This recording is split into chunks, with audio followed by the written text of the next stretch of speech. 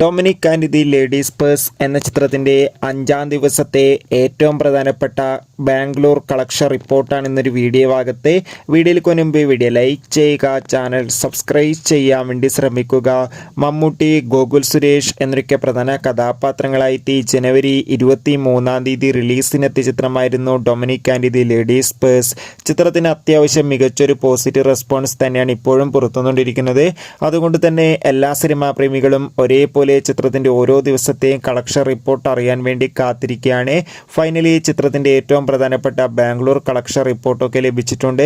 ചിത്രത്തിന് ഇന്ന് 5-ാം ദിവസവും ബാംഗ്ലൂരിൽ അത്യാവശ്യം ഒരു മികച്ച ബുക്കിംഗ് നടക്കുമ്പോൾ ഇന്ന് മാത്രം 20-30 ലക്ഷത്തിൻ്റെ അടുത്ത് വരെ കളക്ഷൻ നേടിയെടുക്കാൻ വേണ്ടി സാധിക്കുമെന്നൊക്കെ ട്രാക്കിംഗ് റിപ്പോർട്ടുകൾ സൂചിപ്പിക്കുന്നുണ്ട്.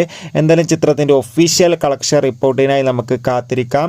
ചിത്രത്തിന് വേണ്ടി എത്ര പേര് കാത്തിരുന്നെന്നും ചിത്രം കണ്ടവരുടെ അഭിപ്രായം കമൻറ്റ് ബോക്സിൽ രേഖപ്പെടുത്താൻ വേണ്ടി ശ്രമിക്കൂ. ബൈ.